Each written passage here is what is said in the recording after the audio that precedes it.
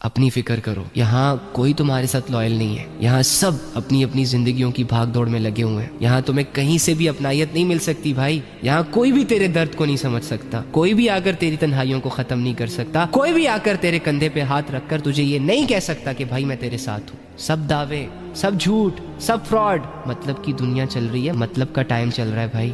اپنی فکر کر، گمنامی میں اپنے اللہ کو راضی کر. چھوڑ دے یہ لوگوں کا انتظار کرنا، اپنے اللہ کو ساتھ لے. اکیلے نکل، یہ سفر شروع کر. اللہ کی طرف بڑھتا جا. کسی نے ساتھ دیا تو ویل اینڈ گڈ، نہ دیا کوئی مسئلہ نہیں.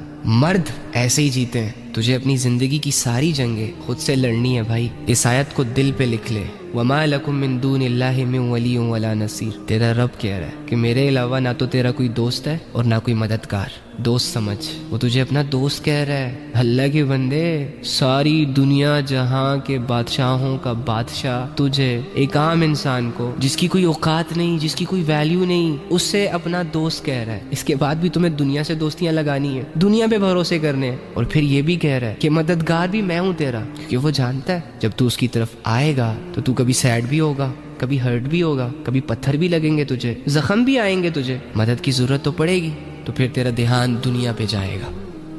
تو وہ دھیان دنیا پہ نہ جائے، اس لیے اس رب نے کہا مددگار بھی میں ہوں. میں ایسا دوست نہیں ہوں جو کمزوریوں میں منہ موڑ لیتا ہے. میں ایسا دوست نہیں ہوں جو بے بسیوں میں کہتا ہے کہ یار تو بوجھ بن گیا مجھ پر. میں ایسا دوست نہیں ہوں جو تمہیں تنہائیوں کے حوالے کر دوں گا. جس بھی سچویشن میں ہوگے، جیسے بھی ہو، میرے دوست ہو، میں کروں گا تمہاری مدد. تمہیں کیا کرنا ہے؟ صبر، یقین، بھروسہ، اعتماد.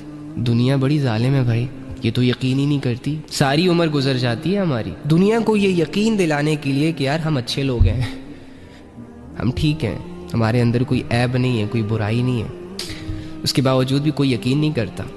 جس کا جب دل چاہتا ہے ظلم کر کے چلا جاتا ہے، جس کا جب دل چاہتا ہے تھپڑ مار کے چلا جاتا ہے، جس کا جب دل چاہتا ہے یوز کر کے چلا جاتا ہے، جس کا جب دل چاہتا ہے توڑ دیتا ہے یار.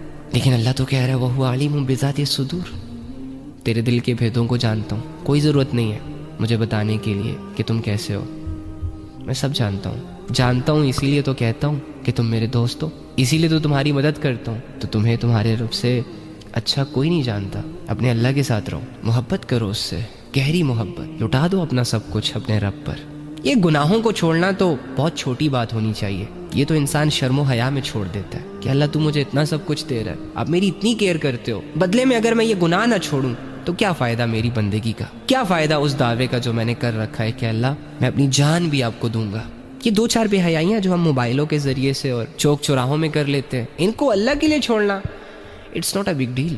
یہ اتنا بڑا مسئلہ نہیں ہے.